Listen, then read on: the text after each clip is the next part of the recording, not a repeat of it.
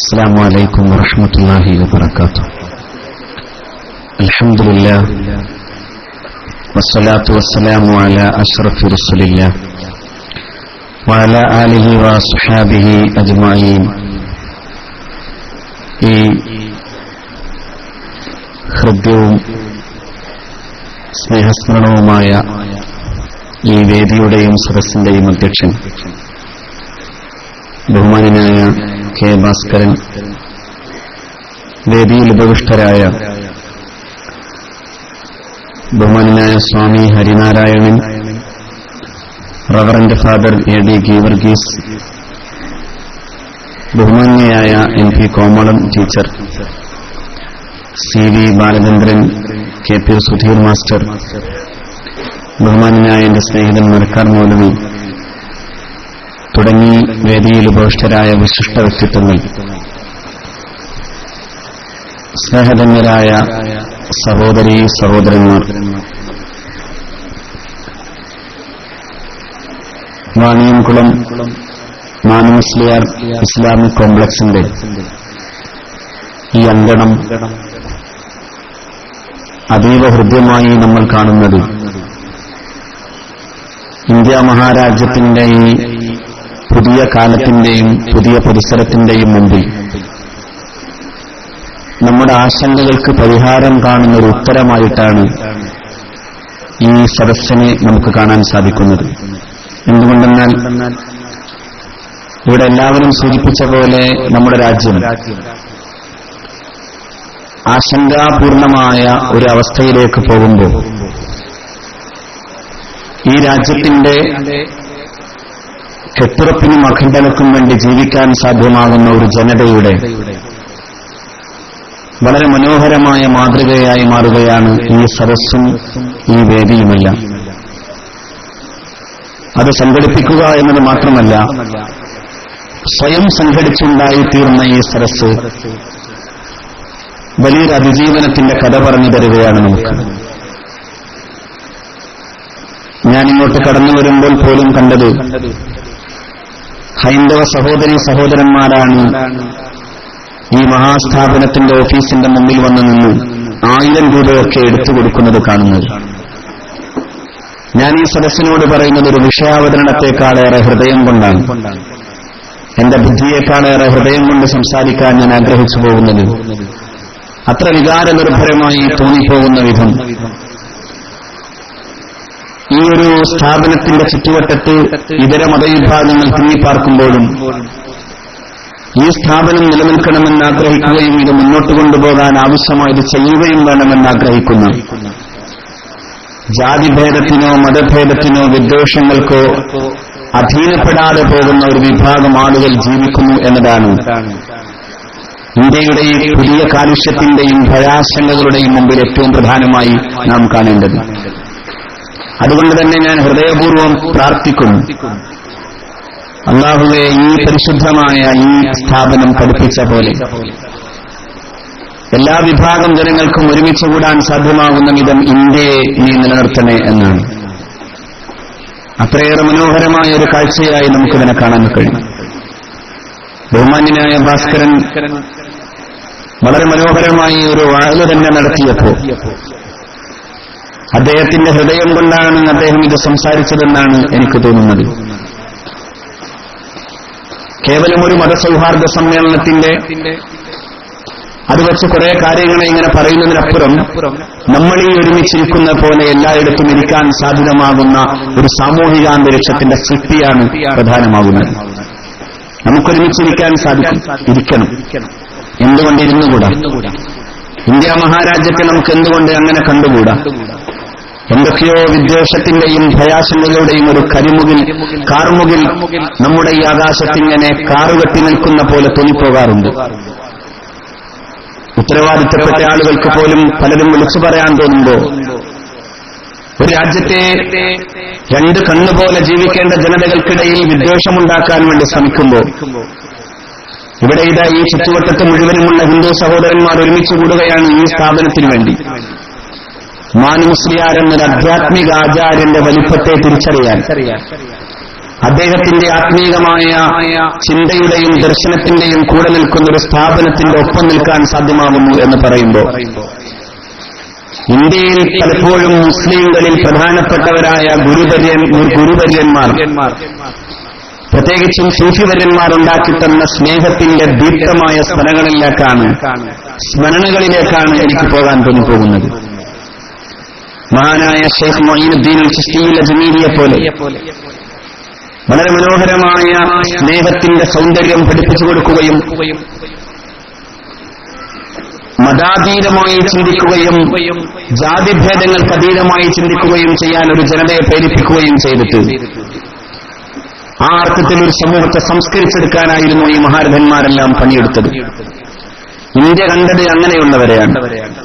മതങ്ങൾ വേണമെന്നും മതപരമായ ആശയപരമായ വൈജാത്യങ്ങൾ ഉണ്ടാകണമെന്നും എല്ലാം ഒന്നാണ് എന്ന് പറയാനൊന്നും ഞാനില്ല. പക്ഷേ എല്ലാം ഒന്നാണെന്ന് പറയുന്നതിനപ്പുറം എല്ലാവർക്കും അവരവരുടേതായ മതപരമായ സ്വാതന്ത്ര്യം നിലനിൽക്കുന്നതോടൊപ്പം തന്നെ നമ്മൾ മനുഷ്യരാണെന്ന് പറയാൻ എല്ലാ മതങ്ങൾക്കും സാധിക്കുമെന്നതാണ്. നമ്മൾ മനുഷ്യരാണ്. നമ്മളൊരു ഉമ്മയുടെയും ഒരു വാപ്പയുടെയും മക്കളാണ്. എവിടെ നോക്കിയാലും ലോകത്തെ ഏത് മതഗ്രന്ഥത്തിന്റെയും അടിസ്ഥാനപരമായ ആശയമായി നിലനിൽക്കുന്ന 3 കാര്യങ്ങളാണ് ഇവിടെ പ്രധാനമായി ബഹുമാന്യനായ ഭാസ്കരൻ സൂചിപ്പിച്ചത്. ഒന്ന്, എല്ലാ ഗ്രന്ഥങ്ങളും പറയുന്നത് ഒരു ദൈവം എന്നതാണ്. ഏകദൈവമെന്ന കാഴ്ചപ്പാട് പറയാതെ പോയിട്ടില്ല ആരും. പ്രഹ്ലാദന് പറയാനുണ്ടായിരുന്നതിനെ കുറിച്ച് സൂചിപ്പിച്ചല്ലോ. ഉദ്ധൃതനായ ഒരു വിദ്യാർത്ഥിയായി പഠിച്ചു വന്നു നിൽക്കുന്ന തന്റെ മകനെ കാണുമ്പോ, നിനക്കറിയുമോ ആ മഹാസത്യം എന്ന് ചോദിക്കുന്നുണ്ട് ഛാന്തോഗ്യോപനിഷത്ത്. ആ മഹാസത്യത്തെക്കുറിച്ച് നിനക്കറിയുന്നില്ല എങ്കിൽ പിന്നെ നീയൊന്നും പഠിച്ചിട്ടില്ല എന്നായിരുന്നു അത്. എന്നിട്ട് ഈ പിതാവ് തന്റെ മകനെ ബോധ്യപ്പെടുത്തുന്നുണ്ട്, സദൈവ സൗമ്യ അഗ്രേ ആസീത്, സത്ത് മാത്രമേ ഉണ്ടായിരുന്നുള്ളൂ മോനെ വളരെ നേരത്തെ. പക്ഷേ പിന്നെ ഈ പ്രപഞ്ചമുണ്ടാകണമെന്ന് അതാലോചിച്ചു. അപ്പോൾ ഈ പ്രപഞ്ചം പലതായി തിരിഞ്ഞു എന്നാണ്. പ്രപഞ്ചത്തിന്റെ അടിസ്ഥാനപരമായി അതിന്റെ തുടക്കത്തിലുണ്ടാകുന്നത് ഒരു സത്താണ്, ഒരു സത്യമാണ്. ആ സത്യമെന്ന മഹാചൈതന്യത്തെ നോക്കിയാണ് പ്രപഞ്ചത്തിലെ സകലതും പ്രകാശിക്കുന്നതെന്ന് പറയുകയാണ് ഉപനിഷത്തുകൾ. ലോകത്ത് കാണുന്ന ഈ എല്ലാ ധീരാതമായ സൗന്ദര്യത്തിന്റെയും രഹസ്യത്തിന്റെ ചൈതന്യം അത് ആ മഹാസത്യമാണെന്ന് പറയുകയാണ്. വിശുദ്ധ ഖുർആൻ തന്നെ പറയുന്നുണ്ട്, അല്ലാഹു നൂറുസ് സമാവാതി വൽ അർള്, അല്ലാഹു ആകാശങ്ങളുടെയും ഭൂമിയുടെയും സൗന്ദര്യമാണ്, ചൈതന്യമാണ്. വിശുദ്ധ ഖുർആനിന്റെ അതേ ഭാഗത്തിൽ നിന്നുകൊണ്ടാണ് ഉപനിഷത്തുകൾ സംസാരിക്കുന്നത്. ഈ പ്രപഞ്ചത്തിലെ എല്ലാം സൂര്യനും ചന്ദ്രനും നക്ഷത്രങ്ങളുമെല്ലാം എല്ലാം പ്രകാശിക്കുന്നത് ആ മഹാചൈതന്യത്തിന്റെ പ്രകാശത്തെ ഉൾക്കൊണ്ടുകൊണ്ടാണ്. തത്ര സൂര്യോ ഭാന്തി ന ചന്ദ്രതാരകം നേമോ വിദ്യുതോ ഭാന്തി കുതോമയമഗ്നി തമേവ ഭാന്തം നിഭാതി സർവം തസ്യ ഭാസാ സർവമിദം വിഭാതി എന്നാണ്. സൂര്യനോ ചന്ദ്രനോ നക്ഷത്രങ്ങൾക്കോ പ്രകാശമില്ല. എല്ലാ പ്രകാശവും തസ്യ ഭാസാ സർവമിദം വിഭാതി, അത് ഭാസിക്കുമ്പോഴാണ് എല്ലാം ഭാസിക്കുന്നത്, അത് പ്രകാശിക്കുമ്പോഴാണ് എല്ലാം പ്രകാശിക്കുന്നത്. അതിന്റെ പ്രകാശമാണ് സകലതിന്റെയും പ്രകാശം. നിങ്ങൾ ആലോചിക്കണം, എവിടെ നിന്നാണ് മതങ്ങളുടെ ഈ ഏകമായ കൂട്ടായ്മയുടെ സന്ദേശത്തെ വേർതിരിക്കേണ്ടത്? എല്ലാം പറഞ്ഞു തരുന്നോടത്തെല്ലാം ഇങ്ങനെ തന്നെ പറയുന്നു. ആരാ വ്യത്യസ്തമായി പറഞ്ഞത്? എന്റെ കർത്താവും നിങ്ങളുടെ കർത്താവുമായ ഏകനായ ദൈവത്തെ ആരാധിക്കണമെന്ന് പറയാനാണ് യേശു വന്നത്. ലോകത്ത് വന്ന എല്ലാ മഹാരഥന്മാരായ പ്രവാചകന്മാരും പറഞ്ഞത് ഇത് തന്നെയാണ്. ഈ പ്രപഞ്ചത്തിന് ഒരു സത്യമുണ്ട്, ഈ പ്രപഞ്ചത്തിന് ഒരു രക്ഷകർത്താവുണ്ട്, ഈ പ്രപഞ്ചത്തിന് ഒരു ആത്യന്തികമായ യാഥാർത്ഥ്യമുണ്ട് എന്നതാണ്. ആർക്കാണ് നിഷേധിക്കാൻ കഴിയുക? ലോകത്ത് ഇന്ന് ജീവിക്കുന്ന ഏറ്റവും പ്രഗത്ഭനായ ശാസ്ത്രകാരനാണ് സ്റ്റീഫൻ ഡബ്ല്യു ഹോക്കിംഗ് പറയുന്നു, ദൈവമെന്ന് പറയുന്ന പരമ്പരാഗത മതങ്ങൾ പറയുന്നതിലൊന്നും എനിക്ക് വിശ്വാസമില്ലെങ്കിലും എന്തോ ഒന്നിനെ വിശ്വസിക്കാതിരിക്കാൻ തരമില്ല. എങ്ങനെ ഈ പ്രപഞ്ചം സൃഷ്ടിക്കപ്പെട്ടു എന്നതിന്റെ ആലോചന തുടങ്ങിയാൽ ഒടുക്കം we will find the mind of God, നാം ദൈവത്തിന്റെ മനസ്സ് കണ്ടെത്തേണ്ടി വരും. If we find that answer, നമ്മൾ അങ്ങനെ ആ ഉത്തരത്തിലേക്ക് എത്തിയാൽ മാനവൻ ഇന്നേ വരെ അവൻ അന്വേഷിച്ചിട്ടുള്ള ഏറ്റവും പ്രധാനപ്പെട്ട സത്യത്തിന്റെ വിജയഭേരി നാം കണ്ടെത്തിയിരിക്കുന്നു എന്നാണ്. അപ്പൊ ലോകത്തെ ആർക്കും നിഷേധിക്കാനാവാത്തൊരു മഹാസത്യമുണ്ട്. അത് മറ്റൊന്നുമല്ല, ഈ പ്രപഞ്ചം ദൈവത്തിന്റെ സൃഷ്ടിയാണെന്നും ഈ പ്രപഞ്ചത്തിന്റെ ആത്യന്തികമായ സത്യം ദൈവമാണെന്നുമാണ്. അതുകൊണ്ടാണ് മഹാനായ പ്രവാചകൻ വിളിച്ചു ചോദിക്കുന്നുണ്ട്, വേദഗ്രന്ഥം ലഭ്യമായവരെ വരൂ, നമുക്ക് ഒരുമിച്ചിരിക്കാം. നമുക്കിടയിൽ യാതൊരു അഭിപ്രായ തത്വമില്ലാത്തൊരു കാര്യത്തിലേക്ക് വരണം എന്നാണ് മഹാനായ പ്രവാചകൻ. അപ്പൊ ഏകദൈവ വിശ്വാസം എന്നതിലേക്കാണ് ലോകത്തെ എല്ലാ മതഗ്രന്ഥങ്ങളും പോയത്. ഏകമാനവൻ എന്നിടത്തേക്കാണ് ലോകത്തെ എല്ലാ മതഗ്രന്ഥങ്ങളും പോയത്. ആദമിനെയും ഹവ്വായിനെയും പറയാതെ ബൈബിളിനോ അല്ലെങ്കിൽ ഖുർആനോ പോകാൻ കഴിയില്ല. എല്ലാ സെമിറ്റിക് മതങ്ങളും പറഞ്ഞത് ആദം എന്ന പിതാവിനെയും ഹവ്വ എന്ന മാതാവിനെയുമാണ്. സംസ്കൃതത്തിൽ മനുഷ്യന് പറയാറുള്ളത് മനുജൻ എന്നാണ്. ജനിച്ചവനാണ്. ആദിമനു എന്നൊരു വിശ്വാസമുണ്ട്, പിന്നെ രണ്ടാം മനു എന്ന മറ്റൊരു വിശ്വാസമുണ്ട്. അങ്ങനെയാകുമ്പോ ആദിമനുവിൽ നിന്ന് പിന്നെ രണ്ടാം മനു പ്രളയാനന്തരമുണ്ടാകുന്ന രണ്ടാം മനുവിൽ നിന്നാണ് മനുഷ്യകുലമുണ്ടായത് എന്നാണ്. ആദ്യത്തെ പ്രവാചകൻ സയ്യിദുന ആദമും രണ്ടാമത് മനുഷ്യകുലത്തിന്റെ പിതാവ് സയ്യിദുന നൂഹും അലൈഹിസ്സലാം. അങ്ങനെയാണ്. എവിടെയാണ് വ്യത്യാസം കൽപ്പിക്കേണ്ടത്? മനുഷ്യനൊന്നാണ്, മാനവനൊന്നാണ്. ഈ ഗോക്കൾക്ക് വേണ്ടി മാത്രം പറയുന്നവരാലോചിക്കണം. ഗോവിനെ ഗോത്വമെന്ന് പറയുന്ന ഒരു ജാതി ഉണ്ടെന്ന് വന്നാൽ മനുഷ്യന് അതിനേക്കാൾ പ്രധാനമായ മറ്റൊന്നുള്ളത് മനുഷ്യത്വം എന്ന ജാതിയാണ്. നാരായണ ഗുരു എന്ന കേരളം കണ്ട ഏറ്റവും മഹാനായ മനുഷ്യരിലൊരാളാണ് ശ്രീ നാരായണ ഗുരു.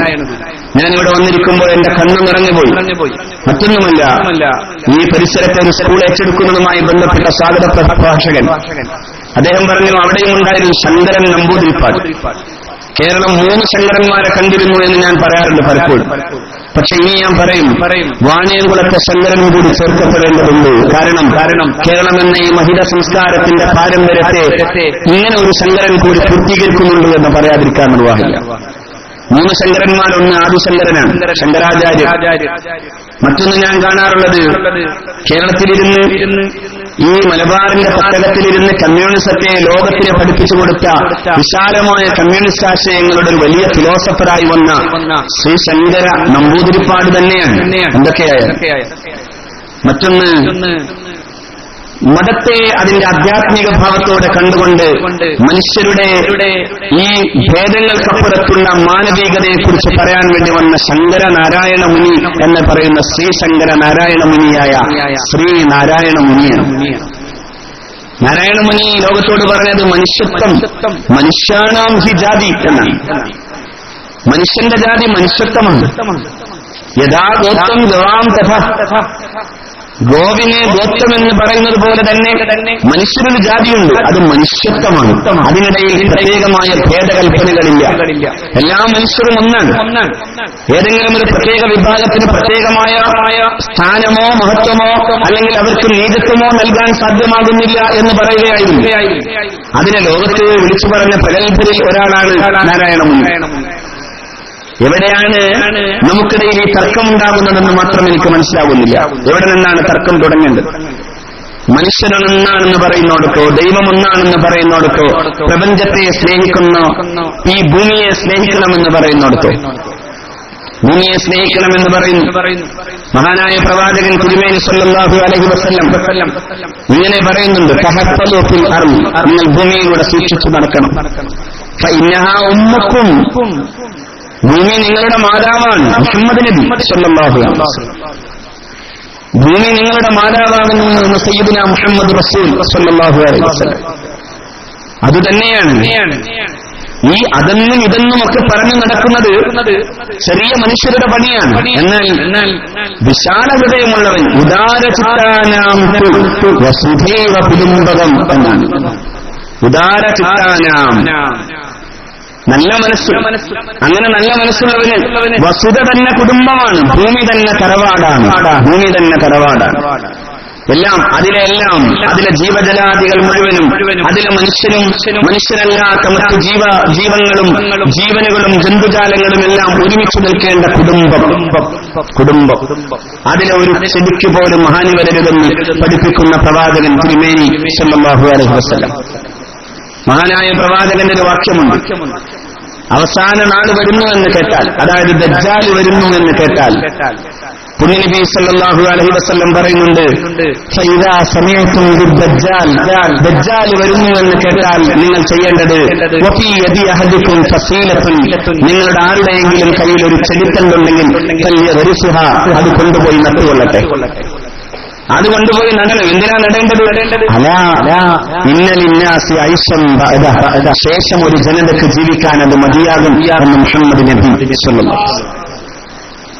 ഒരു ചെടി ഈ പ്രപഞ്ചത്തെ, അല്ല ഈ ഭൂമി എന്ന് പറയുന്ന നമ്മുടെ ഈ അമ്മയെ സൂക്ഷിക്കാനും കാത്തുകൊള്ളാനും വളരെ പ്രധാനപ്പെട്ടതാണ് ഒരു ചെടി എന്ന് പറയുകയാണ് പ്രവാചകൻ തിരുമേനി സല്ലല്ലാഹു അലൈഹി വസല്ലം. ലോകരാഷ്ട്രങ്ങൾ മുഴുവനും കൊണ്ടുപോയി കോപ്പൻഹേഗിൽ പോയിരുന്ന് ആലോചിച്ചു, എന്ത് ചെയ്യണം ഈ ലോകം, പ്രത്യേകിച്ചും ഭൂമി ഒരു ചുട്ടുകൊള്ളുന്ന ഗ്രഹമായി മാറുമ്പോൾ. ഗ്ലോബൽ വാർമിംഗ് എന്നാണ് ആ ഭീഷണിയെ കുറിച്ച് പറയുന്നത്. ഗ്ലോബൽ വാർമിംഗ്, ആഗോള താപനം.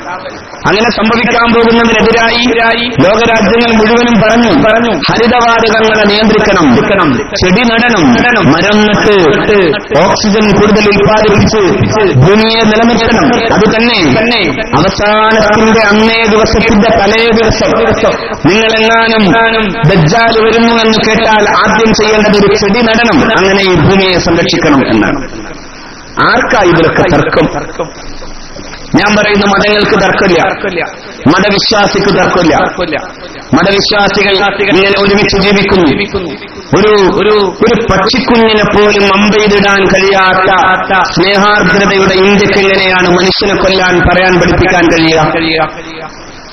അല്ലേ? ഒരു പക്ഷിക്കുഞ്ഞിനെ വേടൻ അമ്പെയ്തിടുന്നു, രണ്ടുപേർ ഇണകളായി ജോഡികളായി നിന്ന് കൊക്കിടുമ്പോ അതിലെ ആൺകിളിയെ അമ്പെയ്തിടുമ്പോഴാണ് പെൺകിളി വൈദഗ്ധ്യത്തിന്റെ തീരാവേദന പോലെ തലതല്ലി കരയുന്നത് കണ്ടിട്ടാണ് ഇന്ത്യ എന്നല്ല ലോകം കണ്ട മഹാപുസ്തകമായി, മഹാസാഹിത്യമായി, ഇതിഹാസമായി രാമായണം എന്ന രാമന്റെ വഴി പറഞ്ഞിരുന്നത്. രാമന്റെ അയനമാണ് രാമായണം. അതെവിടുന്നാണ് തുടങ്ങിയത്? അവൻ തുടങ്ങുന്നത് ഇങ്ങനെയാണ്, മാനുഷാദ പ്രതിഷ്ഠാം ത്വമഗമ ശാശ്വതീ സമ യദ് ക്രൗഞ്ചമിദുനാദ് ഏകം അവധീഹി കാമമോഹിതം. അറിഞ്ഞു ശപിച്ചിട്ടാണ്. മാനുഷാദ പ്രതിഷ്ഠാം ത്വമഗമ ശാശ്വതീ സമ, കാട്ടാള നിനക്കൊരിക്കലും ഇനി സ്ഥായിയായ നിലനിൽപ്പില്ലാതെ പോകട്ടെ, നിനക്ക് സമാധാനമില്ലാതെ പോകട്ടെ. എന്തുകൊണ്ടെന്നാൽ ക്രൗഞ്ചമിഥുനങ്ങളിൽ നിന്ന് ആൺകിളിയെ കൊന്നതിന്റെ പേരിൽ പെൺകിളിയുടെ ഈ വേദനയ്ക്ക് മുമ്പിലിരുന്ന് ഞാൻ പറയുന്നു, നിനക്ക് നീ സമാധാനമില്ല, കാരണം നീ കൊലപാതകം ചെയ്തു എന്നാണ്. കൊലപാതകം, ഒരു കിളിയെ കൊല്ലാൻ കഴിയാത്ത, അതിന്റെ മുമ്പിൽ പോലും ഇരുന്ന് വേദനിക്കുന്ന ഒരു ആർദ്ര സ്നേഹത്തിന്റെ ഇന്ത്യ, വാത്മീകിയുടെ ഇന്ത്യ. രോദനങ്ങളുടെ പിന്നാലെ പോയാലേ കവിത്വമുള്ള മനസ്സുണ്ടാകൂ എന്ന് പറഞ്ഞ വാത്മീകിയുടെ ഇന്ത്യ. ഈ യുദ്ധങ്ങളെല്ലാം കഴിഞ്ഞു നിൽക്കുമ്പോൾ എനിക്കെന്ത് നേടാനായി എന്ന് ചോദിച്ച യുധിഷ്ഠിരന്റെ ഇന്ത്യ. പിന്നെ കടന്നുപോന്നാൽ പിന്നെ ഇന്ത്യ മഹാരാജ്യത്തിന്റെ സ്വാതന്ത്ര്യങ്ങളുടെ ചരിത്രത്തിൽ, സ്വാതന്ത്ര്യ സമരത്തിന്റെ ചരിത്രത്തിൽ ഒരുമിച്ച് നിന്ന ഗാന്ധിജിയുടെയും നെഹ്റുവിന്റെയും വല്ലഭായ് പട്ടേലിന്റെയും ആസാദിന്റെയും മൗലാന മുഹമ്മദ് അലിയുടെയും ഒക്കെ ഇന്ത്യ. ആ ഇന്ത്യയെ പകുത്തെടുക്കാൻ, ആ ഇന്ത്യയെ പരസ്പരം തമ്മിലെടുപ്പിക്കാൻ വേണ്ടി ശ്രമിക്കുന്നവന്റെ രാഷ്ട്രീയമാണ്. തങ്ങൾക്ക് മനുഷ്യന്റെ ചോരയിൽ കുതിർന്നു നിൽക്കുന്ന കാലുകൊണ്ട് തന്നെ അധികാരത്തിന്റെ സ്ഥാനങ്ങൾ ഉറപ്പിക്കണമെന്ന് പറയുന്നവന്റെ രാഷ്ട്രീയമാണ്. മതത്തിന്റെ പേരിലുണ്ടാകുന്ന ഈ സ്പർദ്ധയുടെയും വിദ്വേഷത്തിന്റെയും കാരണം. അല്ലാതെ ഒരു മതവിശ്വാസിക്കും മനുഷ്യനെ കൊല്ലാൻ കഴിയില്ല. കേരളത്തെക്കുറിച്ച് ആലോചിക്കുമ്പോൾ കേരളത്തിലെ മുസ്ലിങ്ങളും ഹിന്ദുക്കളും ഒരു ഭരണാധികാരി നിലനിൽക്കണമെന്ന് ആഗ്രഹിച്ചുകൊണ്ടായിരുന്നു പോർച്ചുഗലിനെതിരെ പൊരുതിയത്. ആ ഭരണാധികാരി ഹിന്ദുവാണ്. ഹിന്ദുവായ ഭരണാധികാരിക്ക് വേണ്ടി മലബാറിന്റെ സാമൂതിരിക്ക് വേണ്ടിയായിരുന്നു മഹാനായ ഖാലി മുഹമ്മദും ഷെയ്ഖ് സൈനുദ്ദീൻ മഖ്ദൂമും ഒക്കെ തങ്ങളുടെ ജനതയോട് പറഞ്ഞത് സാമൂതിരി നിലനിൽക്കണം. അന്ന് നായർ പടയാളികൾ ജയിച്ചപ്പോഴാണ് ഖാലി മുഹമ്മദ് എഴുതി ഫത്ഹുൽ മുബീൻ എന്നൊരു ഗ്രന്ഥം, വിജയപ്രഖ്യാപന ഗ്രന്ഥം. ആര് ജയിച്ചപ്പോഴാണ്? സാമൂതിരിയുടെ പടയാളികളായ പടത്തലവന്മാരായ നായർ പടയാളികൾ. അവർ പോർച്ചുഗലിനെതിരെ വിജയം നേടിയപ്പോ ആ വിജയം ആഘോഷിച്ചുകൊണ്ടാണ് ഫത്ഹുൽ മുബീൻ എന്ന ഗ്രന്ഥം എഴുതുന്നത്. മുസ്ലിങ്ങൾ ജയിച്ചപ്പോഴല്ല, ഹൈന്ദവ സഹോദരന്മാർ ജയിച്ചപ്പോഴാണ്. ക്ഷേത്രമുറ്റത്ത് നടന്ന പോരാട്ടത്തിൽ വിജയമുണ്ടാകുമ്പോഴാണ്. സാമൂതിരി എന്ന ഹൈന്ദവ രാജാവിന് വേണ്ടി ജയിച്ചടക്കുമ്പോഴാണ്. ഞാൻ പറയുന്നു, ഈ പാരമ്പര്യത്തെ, ഈ മഹിതമായ പാരമ്പര്യത്തെ, ഇന്ത്യ കണ്ട അല്ലെങ്കിൽ കേരളം കണ്ട ഈ മനോഹരമായ പാരമ്പര്യങ്ങളെ ഇതെല്ലാം മതവിശ്വാസം സൂക്ഷിച്ചിട്ടുണ്ട് എല്ലാ കാലത്തും. മറിച്ച് നമുക്കിടയിൽ ഈ തമ്മിലടിപ്പിക്കാൻ വേണ്ടി ശ്രമം നടത്തിയവനുണ്ടായിരുന്ന രാഷ്ട്രീയമായ അധികാരമോഹമാണ് എല്ലാ കാലത്തും. മുസ്ലിങ്ങൾക്കും ഹിന്ദുക്കൾക്കും ഇടയിൽ പ്രശ്നങ്ങൾ ഉണ്ടാക്കണമെന്ന് ആഗ്രഹിച്ചവരായിരുന്നു ബ്രിട്ടീഷുകാർ. ഈ അടുത്ത കാലത്ത് മരിച്ച പ്രഗത്ഭനായ ചരിത്രകാരനും ബിപിൻ ചന്ദ്ര, അദ്ദേഹം എഴുതിയ പുസ്തകമാണ് ഇന്ത്യ മഹാരാജ്യത്തിന്റെ ഈ രാജ്യത്തിന്റെ സ്വാതന്ത്ര്യ സമരവുമായി ബന്ധപ്പെട്ട ചരിത്ര പുസ്തകം. അതിൽ അദ്ദേഹം ഇങ്ങനെ പറയുന്നുണ്ട്, 1940-കളിലുണ്ടായ കണ്ണൂർ ലഹളയിൽ വലിയ അർത്ഥത്തിൽ വർഗീയ ലഹളയുണ്ടായപ്പോ ഇന്ത്യൻ നാഷണൽ കോൺഗ്രസ് ഒരു കമ്മീഷൻ നിശ്ചയിച്ചു. കമ്മീഷൻ പഠിച്ചിട്ട് ഇന്ത്യൻ നാഷണൽ കോൺഗ്രസിന്റെ കമ്മിറ്റിക്ക് മുമ്പിൽ ഒരു വലിയ റിപ്പോർട്ട് അവതരിപ്പിച്ചു. അദ്ദേഹം ആ റിപ്പോർട്ട് ഇങ്ങനെ തന്നെ പറയുന്നു, we consider therefore an attempt to remove the historical misconception is the first and the most indispensable step in the solution of Hindu-Muslim problem എന്നാണ്. നാം പറയുന്നത് ഇന്ത്യയിലെ മുസ്ലിം ഹിന്ദു പ്രശ്നങ്ങൾ അവസാനിപ്പിക്കണമെങ്കിൽ ചരിത്രപരമായ തെറ്റുധാരണകളെ മാറ്റാൻ കഴിയണം. അകലം കുറക്കണം, എന്നിട്ട് അടുപ്പം കൂട്ടണം, ഒരുമിച്ചിരിക്കാനാകണം. ഈ കസേരകളിൽ ഇങ്ങനെ ഒരുമിച്ചിരിക്കുമ്പോ പണ്ട് ബിപിൻ ചന്ദ്ര ഇങ്ങനെ എഴുതി വെക്കുന്ന ആ റിപ്പോർട്ടിനെ ഞാൻ ഓർത്തു പറയാൻ കാരണം ഒരുമിച്ചിരിക്കാനും അടുക്കാനും അറിയാനും സാധ്യമാകുമ്പോ അകലങ്ങൾ ഒരുപാട് കുറയും. നമുക്ക് പ്രശ്നം ഓരോന്നിനും ഓരോ ബാരിക്കേഡ് കെട്ടി വേർതിരിച്ചു എന്നതാണ്. മനുഷ്യർക്കിടയിൽ എന്തിനാണ് ബാരിക്കേഡിന്റെ ആവശ്യം? ഞാൻ പഠിച്ചത് വേദാന്താണ്. 7 കൊല്ലം വേദാന്തത്തിന്റെ പിന്നാലെ നടന്നു. PG കഴിഞ്ഞു, ഡോക്ടറേറ്റ് കിട്ടിയിട്ടില്ല. അങ്ങനെ ഇനി അടുത്ത നോട്ടീസിൽ അങ്ങനെ പേര് വരാതിരിക്കാനാണ് ഞാൻ ഇപ്പോഴേ തന്നെ അഡ്വാൻസ് ആയി പറയുന്നത്. സ്വാഗത പ്രസംഗം അങ്ങനെ പറഞ്ഞുപോയി. അപ്പൊ ഇനി നാളെ മുതൽ അടുത്ത നോട്ടീസ് കാണും, ഡോക്ടർ മുഹമ്മദ് ഫൈസി ഓണംപള്ളി. ഈ നുണ പറയുന്നതോട് എനിക്ക് യോജിപ്പില്ലാത്തതൊന്നും കൂടിയാണ്. അദ്ദേഹം പറഞ്ഞത് അറിയാതെയാകാം, പക്ഷെ നാളെ അതെടുത്ത് അടുത്ത നോട്ടീസാവും. PG ആണ്. പക്ഷെ എന്നാലും അത്ര കൊല്ലം പഠിക്കുമ്പോൾ എന്റെ കൂടെ ഉണ്ടായിരുന്നത് 2 പേർ. ഒരു ഈഴവ സഹോദരനാണ്, മറ്റൊന്ന് കേരളത്തിന്റെ സാഹിത്യ മുറ്റത്ത് നർമ്മം പുതഞ്ഞ സാഹിത്യം കൊണ്ടുവന്ന വെൺമണി കുടുംബത്തിലെ ഒരു നമ്പൂതിരി പയ്യനാണ്. 2 പേരുടെയും അമ്മമാർ എനിക്ക് അമ്മമാരെ പോലെയാണ്.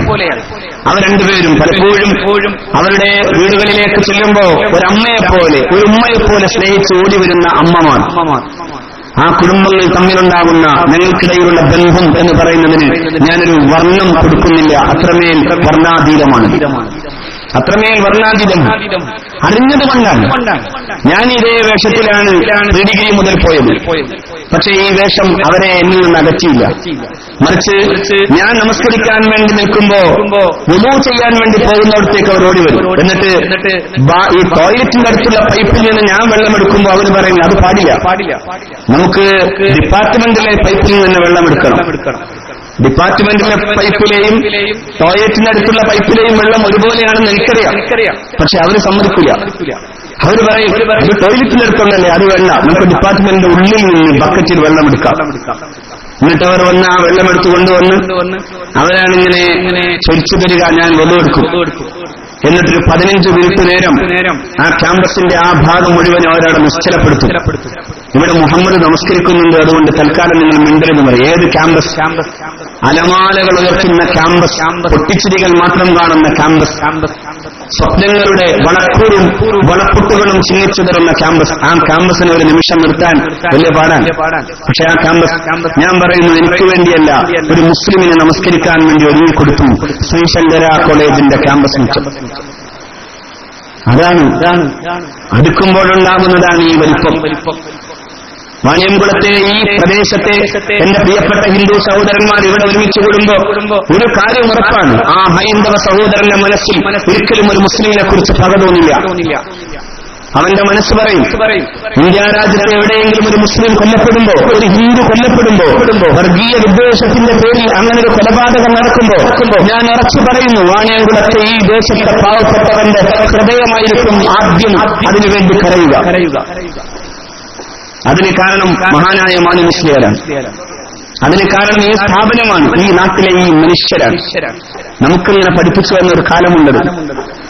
അപ്പുണ്യായരെ 10ാം ക്ലാസ് കഴിയുമ്പോ അപ്പുണ്യായർക്ക് ജോലിയില്ല എന്ന് പറയുമ്പോഴേക്കും സൈതാലിക്കുട്ടി ഓടി വരുന്നു. സൈതാലിക്കുട്ടി എന്നിട്ട് വയനാട്ടിലെ കച്ചവടക്കാരനായ സൈതാലിക്കുട്ടി കൂടല്ലൂർ വന്ന് തന്റെ നാട്ടിലെ ഈ അപ്പുണ്യായരെ കൊണ്ടുപോകുന്നു. എന്നിട്ട് അവിടെയുള്ള ഒരു വലിയ തോട്ടത്തിലെ വെള്ളക്കാരന്റെ അടുക്കൽ പോയി അദ്ദേഹത്തോട് യാചിച്ചിട്ട് ജോലി വാങ്ങിക്കൊടുക്കുന്നു. അപ്പുണ്യായരുടെ മകനെ കാണാൻ വേണ്ടി സൈതാലിക്കുട്ടിയുടെ ഉമ്മയും അദ്ദേഹത്തിന്റെ ഭാര്യയും ഒന്ന് നിൽക്കുന്നു.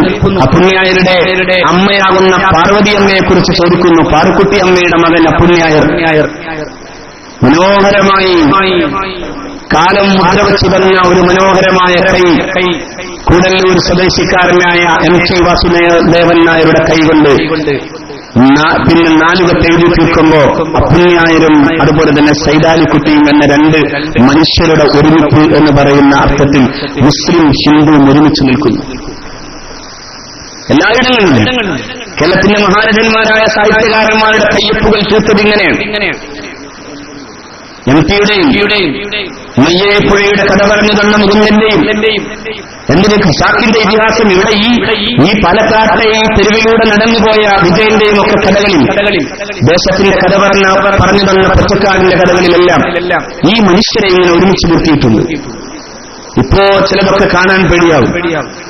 ചില സിനിമകളെ കുറിച്ച് കേൾക്കുമ്പോഴേ പേടി തോന്നും. കാരണം പക കുത്തി നിറക്കണമെന്നത് ആരുടെയോ വലിയൊരു അജണ്ടയായി മാറുകയും ആ അജണ്ടകൾ നടപ്പിലാക്കാൻ വേണ്ടി നമ്മുടെ ഈ ദൃശ്യമാധ്യമങ്ങളെ വളരെ മനോഹരമായി ഉപയോഗിക്കുകയും ചെയ്യുന്നതാണ്. എന്തിനാണിങ്ങനെ? എന്തൊരു മനോഹരമായ സ്വാതന്ത്ര്യത്തിന്റെ നാടാണ് ഇന്ത്യ. നിങ്ങൾ ആലോചിച്ച് നോക്കൂ, ഒരു ഇന്ത്യക്ക് ഇന്ത്യയുടെ ഭരണഘടന കൊണ്ട് മാത്രം കിട്ടിയതല്ല. ഞാൻ പറയുന്നു, ഇന്ത്യയുടെ സ്വന്തമായ അതിന്റെ മനസ്സെന്ന് പറയുന്നത് മതസഹിഷ്ണുതയാണ്. പരസ്പരം അഭിപ്രായങ്ങളുടെ വ്യത്യസ്തതകൾക്കിടയിലും ഒരുമിച്ചിരിക്കാൻ കഴിയുന്ന ഒരു മനോഹരമായ പാരമ്പര്യം ഇന്ത്യക്ക് എല്ലാ കാലത്തുമുണ്ട്, ഉണ്ടായിട്ടുണ്ട്. ആരാ ഇവിടെ ഒരേ അഭിപ്രായം പറഞ്ഞത്? ചിലർ പറയുന്നു, ഞങ്ങളുടെ അഭിപ്രായം സ്വീകരിച്ചിട്ടില്ലെങ്കിൽ പിന്നെ ഇന്ത്യയിൽ ജീവിക്കണ്ട, വേറെങ്ങോ പോകാം. വേറെങ്ങും പോകാൻ ആർക്കും കഴിയില്ല. ഇത് ഇന്ത്യയാണ്. ഇന്ത്യ എന്ന് പറയുന്നിടത്ത് ഇവിടെ ഈ മണ്ണിൽ ജനിച്ച ഒരാളും ഇന്ത്യ വിട്ടു പോകാൻ പാടില്ല. അങ്ങനെ ഉണ്ടെന്ന് പറയാൻ തീരുമാനിച്ചാൽ ഞാൻ പറയും, നീയാണ് ആദ്യത്തെ രാജ്യദ്രോഹി. എന്റെ രാജ്യത്ത് നിന്ന് വിട്ടുപോകാനോ? എന്റെ മണ്ണ്, അതെ എന്റെ മണ്ണാകണം. ഞാൻ ഏതെങ്കിലും ഭാഗത്ത് പോയാണ് മരിച്ചു വീഴുന്നതെങ്കിൽ ഇന്ത്യ മഹാരാജ്യത്തിന്റെ സ്വാതന്ത്ര്യത്തിന് വേണ്ടിയുള്ള പോരാട്ടത്തിൽ ഒടുക്കം ഏതെങ്കിലും വിദേശ രാജ്യത്തെ ജയിലറകളിൽ കിടന്നാണ് ഞാൻ മരിക്കുന്നതെങ്കിൽ എന്റെ മണ്ണാകണം എന്റെ ആദ്യത്തെ പിടിമണ്ണാകേണ്ടത് എന്ന് പറഞ്ഞ ബഹുദൂഷാസഫർ. ആ പാരമ്പര്യമുണ്ട്. ആ പാരമ്പര്യം എന്നെ കൊണ്ടുപോയി നിങ്ങൾ എനിക്കിനി എന്റെ രാജ്യത്തേക്ക് തിരിച്ചു പോകാൻ എനിക്ക് വേണ്ടത് എന്റെ രാജ്യത്തിന്റെ സ്വാതന്ത്ര്യമാകണമെന്ന് പറഞ്ഞ Maulana Muhammad Ali. I will go to my country, I will go back to my country if you give the substance of freedom in my hand. എന്റെ രാജ്യത്തിന്റെ സ്വാതന്ത്ര്യം എന്റെ കയ്യിൽ തന്നാൽ ഞാൻ എന്റെ രാജ്യത്തേക്ക് തിരിച്ചു പോകും. അങ്ങനെ പറയാൻ കടൽ കടന്നെത്തി ബക്കിംഗ്ഹാം കൊട്ടാരത്തിലെ അകത്തളത്തിൽ ചെന്ന് നിന്ന് സൂര്യസ്തമിക്കാത്ത മഹാസാമ്രാജ്യത്തിന്റെ ചക്രവർത്തിയുടെ മുഖത്തേക്ക് നോക്കി മിസ്റ്റർ ജോർജ് എന്ന് വിളിക്കുകയായിരുന്നു മൗലാന മുഹമ്മദ് അലി. ആ ആൺകുട്ടിയെ സൃഷ്ടിച്ച ഉദരം ഇന്ത്യയുടെ ഉമ്മയാണ്, ഇന്ത്യയിലെ പെണ്ണാണത്. ആ ഉദരത്തിൽ പിറന്ന ആൺകുട്ടിയാണ്. ബക്കിംഗ്ഹാം കൊട്ടാരത്തിന്റെ നടുത്തളത്ത് ചെന്ന് നിന്നിട്ട് വേണമെങ്കിൽ പറയേണ്ടിയിരുന്നത് ഹിസ് എക്സലൻസി അവർ ബിലൗഡ് ലോർഡ്ഷിപ്പ് എന്നൊക്കെയാണ്. അങ്ങനെയൊന്നല്ല പറഞ്ഞത് മൗലാന മുഹമ്മദ് അലി. മിസ്റ്റർ ജോർജ്, അതിലേറെ വില കൊടുക്കാൻ ഇന്ത്യ മഹാരാജ്യം എന്ന പാരമ്പര്യത്തിന്റെ രാജ്യത്തിന് വന്ന എന്റെ മനസ്സനുവദിക്കുന്നില്ലെന്ന് പറഞ്ഞ മൗലാന മുഹമ്മദ് അലി. അതുകൊണ്ട് എവിടെ പോകാനാണ്? നമ്മളെല്ലാം ഒരുമിച്ചിവിടെ ജീവിക്കേണ്ടവരാണ്. ഇവിടെ ജീവിക്കണം, ഈ മണ്ണിൽ, നമ്മുടെ പ്രപിതാക്കൾ ജീവിച്ചുപോയ മണ്ണിൽ. ഇവിടെ ആരും പുതിയതായി വന്നവരല്ല. ശരിക്കും പറഞ്ഞാൽ ഇവിടെ വന്നത് ആശാൻ പറയുന്നത് പോലെ പലയിടങ്ങളിൽ നിന്നാരും വന്നിട്ടില്ല. ഹിമാലയം താണ്ടിയോ അല്ലെങ്കിൽ പശ്ചിമഘട്ടങ്ങൾ താണ്ടിയോ ഇവിടെ ആരും വന്നില്ല. കേരളത്തിന്റെ മതസൗഹൃദ പാരമ്പര്യത്തിന്റെ കാവൽ നായകനായ നമ്മുടെ ഹൃദയത്തിലെ ഏറ്റവും പ്രധാന ഹൃദയമായി വികാരമായി നിൽക്കുന്ന അഭിനന്ദനായ പാലക്കാട് സയ്യിദ് മുഹമ്മദ് അലി ശിഹാബ് തങ്ങളുടെ പ്രിയപ്പെട്ട പുത്രൻ, നമ്മുടെ നായകൻ മഹാനായ പാലക്കാട് സയ്യിദ് മുനവ്വർ അലി ശിഹാബ് തങ്ങൾ ഈ വേദിയിലേക്ക് വരുന്നു. അല്ലാഹു അക്ബർ, അല്ലാഹു അക്ബർ, അല്ലാഹു അക്ബർ.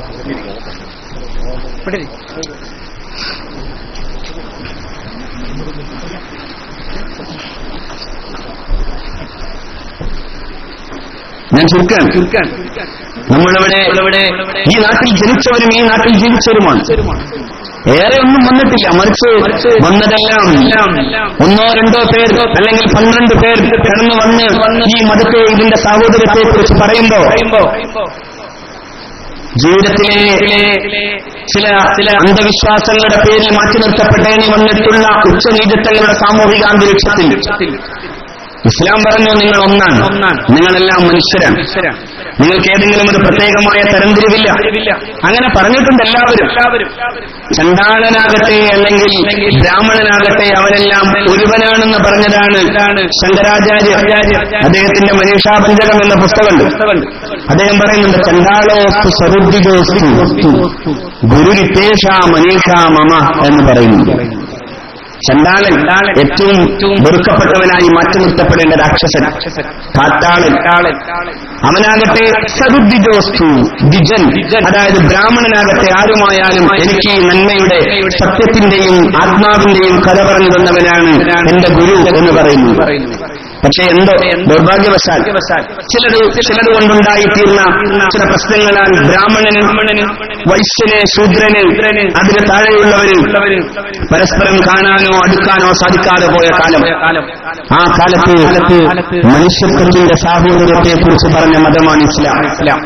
കേരളത്തിലേക്ക് ആ മതം വന്നപ്പോ ഇവിടെയുള്ള നമ്പൂരിയും ചെട്ടിയാരും നായരും പറയനും ഈഴവനും എല്ലാം അവനൊരുമിച്ചുകൂടി. സത്യം പറഞ്ഞാൽ ഇവിടെ അങ്ങനെ ആയി പ്രപിതാക്കളുടെ ചരിത്രം പറഞ്ഞു പോയാൽ ഒടുക്കം അങ്ങോട്ടേ എത്തും, അവിടേക്കേ പോകൂ. അല്ലാതെ ഈ നാട്ടിന് ആർക്കും പോകാനില്ല. ഈ നാട്ടിൽ ജീവിച്ചവരും ജനിച്ചവരുമാണ് നാം. നമ്മൾ ഇവിടെ തന്നെയാണ് ജനിച്ചത്, നമ്മൾ ഇവിടെ തന്നെയാണ് മരിക്കേണ്ടത്. ഇന്ത്യ എന്ന് പറയുന്ന ഈ രാജ്യത്ത് ഞാൻ പറയുന്നത് ഏതഭിപ്രായ വ്യത്യാസങ്ങളും ഇന്നുണ്ടായതല്ല, എന്നും ഉണ്ടായതാണ്. ഇവിടെ ആരാ ഒരേ അഭിപ്രായം പറഞ്ഞത്? അദ്വൈതം എന്ന് പറഞ്ഞു ശങ്കരാചാര്യ. വെറുതെ പറയല്ല ശങ്കരാചാര്യ ചെയ്തത്. അങ്ങനെ ജീവിച്ചാലേ ഒരാൾ മോക്ഷം ലഭ്യമാവൂ എന്ന് തന്നെ പറഞ്ഞു. അപ്പോ മാധ്വാചാര്യ പറഞ്ഞു അങ്ങനെയൊന്നല്ല, ദ്വൈതം രണ്ടുണ്ടെന്ന് പറഞ്ഞു. അപ്പോ രാമാനുജൻ പറഞ്ഞു അങ്ങനെയല്ല, വിശിഷ്ടാദ്വൈതം, അദ്വൈതം തന്നെ, പക്ഷേ വിഷ്ണുവാണ് ദൈവം എന്ന് പറഞ്ഞു.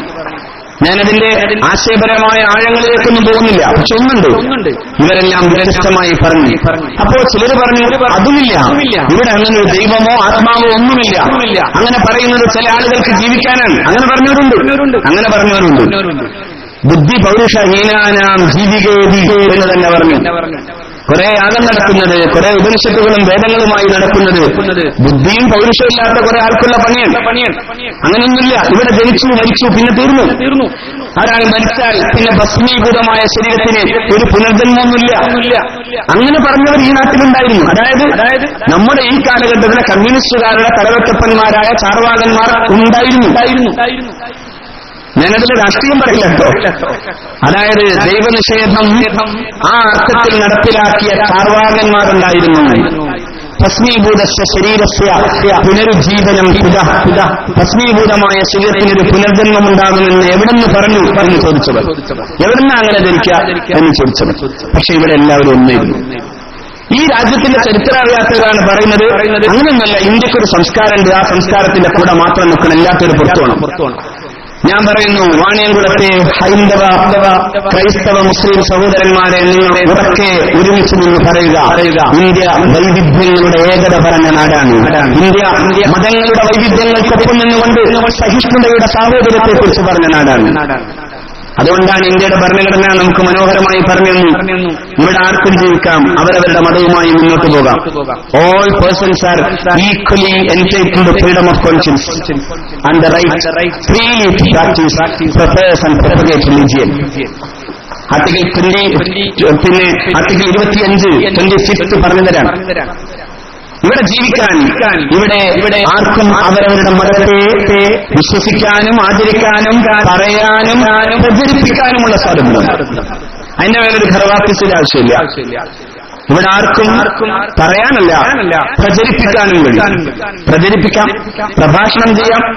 ബഹുമാനായ ഭാസ്കരേട്ടൻ ഇവിടെ പ്രഭാഷണം ചെയ്തമായി നല്ല വയല് പറയാം, ഒരു കുഴപ്പമില്ല. നല്ല ഉറക്കെ പറയാം, പ്രഭാഷണം ചെയ്യാം, പ്രഘോഷണം ചെയ്യാം, പ്രാക്ടീസ് അത് പ്രാക്ടീസ് ചെയ്യാം,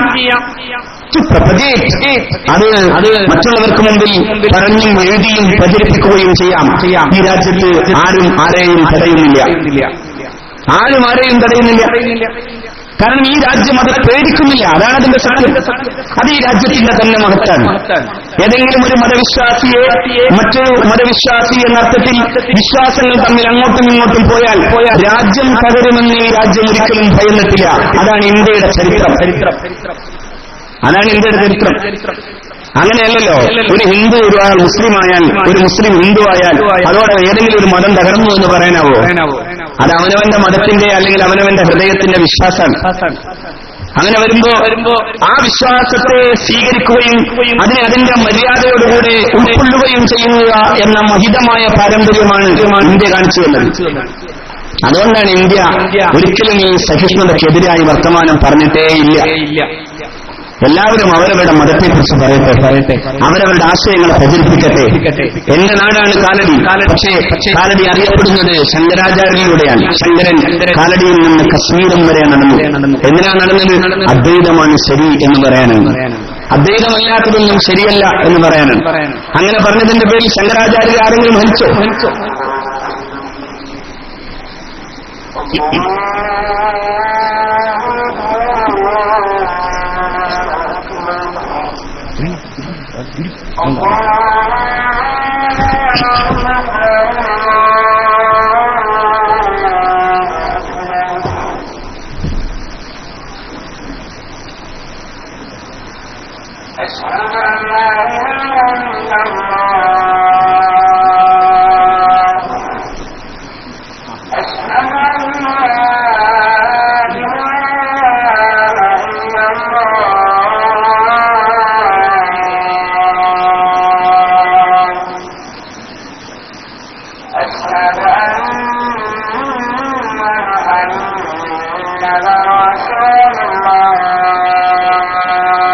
തന്റെ മതത്തെക്കുറിച്ച് പറയാനാണ് കാലടിയിൽ നിന്ന് കശ്മീരം പോലെ യാത്ര ചെയ്തത്.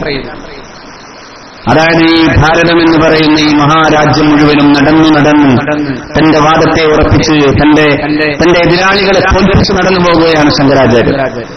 അപ്പോ എല്ലാ മതങ്ങളെയും അവരവരുടെ സ്വാതന്ത്ര്യത്തോടുകൂടെ പ്രചരിപ്പിക്കാനുള്ള സ്വാതന്ത്ര്യം, ഈ സ്വാതന്ത്ര്യം ഇന്ത്യയുടെ സ്വാതന്ത്ര്യത്തിന്റെ മുമ്പും, അതായത് ആധുനിക ഇന്ത്യക്ക് മുമ്പും ഉണ്ടായിരുന്നു എന്ന വസ്തുതയെക്കുറിച്ച് നമ്മൾ അറിയണം. ഈ ഇന്ത്യ അറിയാത്തവരാണിപ്പോ ഇന്നതേ പാടുള്ളൂ, ഇന്നതേ തിന്നാവൂ, ഇന്നത് പാടില്ല, ഇന്നത് നിരോധിക്കണം എന്നൊക്കെ പറയും. ഞാൻ അങ്ങോട്ട് പോണില്ല. അതിനും അതിന്റേതായ ന്യായാന്യായങ്ങൾ ചർച്ച ചെയ്യേണ്ടതുണ്ട്. പക്ഷേ ഞാൻ അങ്ങോട്ട് പോകുന്നില്ല. പക്ഷെ ഒന്നുണ്ട്, ആർക്കുമേലും അത്തരം അടിച്ചേൽപ്പിക്കലുകൾ നടപ്പിലാക്കാൻ പാടില്ലാത്ത വിധം ഇന്ത്യയുടെ സംസ്കാരം സമ്പന്നമാണ്. അതുകൊണ്ടാണ് ഞാൻ പറയും, ഇന്ത്യ മഹാരാജ്യത്തിന്റെ ഒരു പ്രത്യേകത, ഇന്ത്യയുടെ പ്രസിഡന്റുമാരുടെ കഥ എടുത്തു നിങ്ങൾ നോക്കൂ. ഇന്ത്യയുടെ പ്രസിഡന്റുമാരിൽ ഒരാൾ ഖുർആൻ ഒരു ജുസ് ഓതാകാതെ സുബഹി നമസ്കാരാനന്തരം മറ്റു കാര്യങ്ങളിലേക്ക് പോകില്ലായിരുന്നു. ഡോക്ടർ സക്കീർ ഹുസൈൻ. അങ്ങനെയൊന്നും പറയാനില്ലെങ്കിൽ കൂടി ഡോക്ടർ ഫക്രുദ്ദീൻ അലി അഹമ്മദ്, അത്രയൊന്നും പറയാൻ കഴിയില്ലായിരിക്കാം. പക്ഷെ എന്നാലും doctor APJ Abul Kalam, missile ശാസ്ത്രരംഗത്ത് ഇന്ത്യയെ ഉന്നതങ്ങളിലെത്തിച്ച ഡോക്ടർ APJ അബുൽ കലാം, ഒരു ഖുർആനിലെ ഒരൊറ്റ സൂറത്തിന് മാത്രം ഖണ്ഡികകൾ എഴുതിയ മൗലാന അബുൽ കലാം ആസാദ് ഇന്ത്യയുടെ ആദ്യത്തെ ക്യാബിനറ്റിലെ വിദ്യാഭ്യാസ വകുപ്പ് മന്ത്രിയാണ്. ഇന്ത്യൻ നാഷണൽ കോൺഗ്രസിന്റെ പ്രസിഡന്റായിരുന്നത് മൗലാന മുഹമ്മദ് അലിയാണ്. എന്ന് പറഞ്ഞാൽ രാഷ്ട്രപതി എന്നാണ് അന്ന് വിളിക്കപ്പെടുക. രാഷ്ട്രപതി. അങ്ങനെയൊക്കെയായിരുന്നു ഇന്ത്യ. നോക്കൂ, നിങ്ങൾ അമേരിക്കയിലേക്ക് പോകും. അമേരിക്കയിൽ എബ്രഹാം ഞങ്ങൾ തൊട്ടുമുട്ടിയ അതേ ബൈബിൾ എടുത്ത് തൊട്ടുമുട്ടാതെ ഹുസൈൻ ബറക്കത്ത് ഒബാമ പോലും അമേരിക്കയുടെ പ്രസിഡന്റായിട്ടില്ല. അപ്പോ അമേരിക്ക എന്നല്ല, ലോകത്തൊരു രാജ്യത്തിനും ഇങ്ങനെയൊന്നും ആകാൻ കഴിയാത്ത വിധം സമ്പന്നമായ സൗഹൃദത്തിന്റെ നാടാണ് ഇന്ത്യ.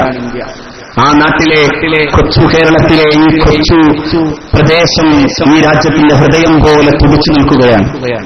ഇവിടെയെല്ലാം ഒന്നിച്ചു നിൽക്കുന്നു എന്ന അറിവ് ഈ വാതിലിലൂടെ കടന്നു പോകുമ്പോഴൊക്കെയും കണ്ട മനോഹരമായ കാഴ്ചകൾ.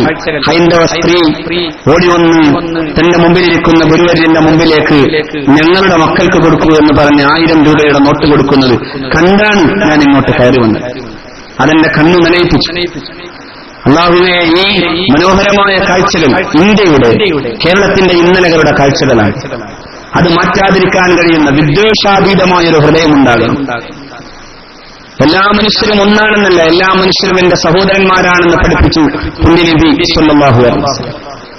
ആ പരിശുദ്ധമായ പാരമ്പര്യത്തിന്റെ തിരുകുടുംബത്തിന്റെ പരിശുദ്ധമായ അതിലെ സൂനങ്ങളായി ഇവിടെ വന്നിരിക്കുന്ന മഹാനായ സയ്യിദ് മുനവ്വർ അലി ശിഹാബ് തങ്ങൾ.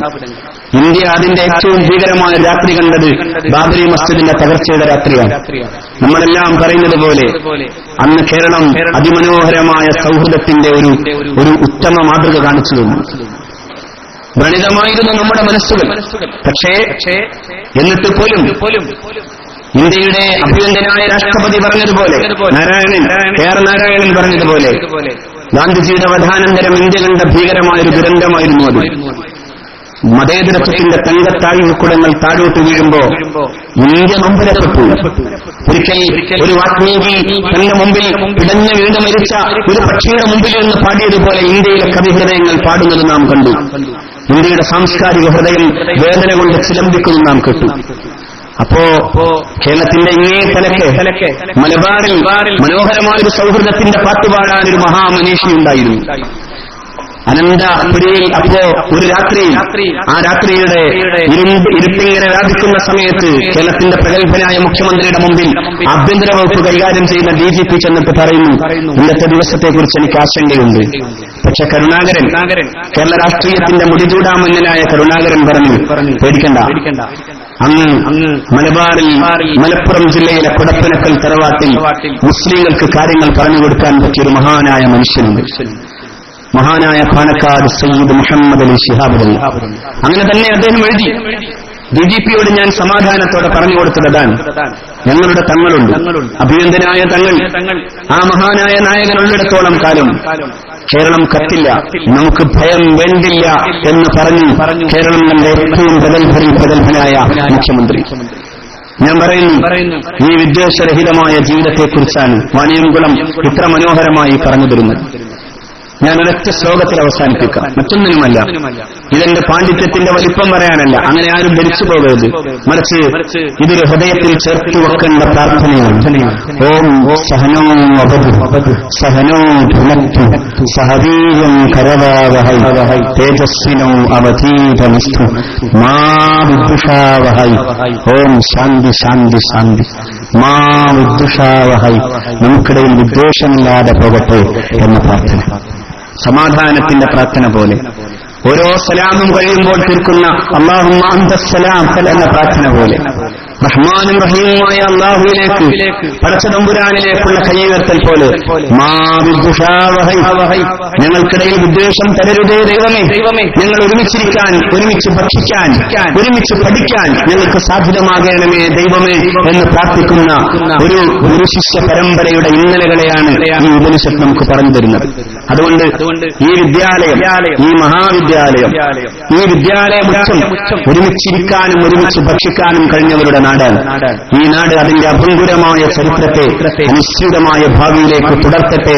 അത് ഈ രാജ്യത്തിന്റെ മഹാമാതൃകയാകട്ടെ എന്ന പ്രാർത്ഥനയോടെ ഞാൻ അവസാനിപ്പിക്കുന്നു. അസ്സലാമു അലൈക്കും വറഹ്മത്തുള്ളാഹി.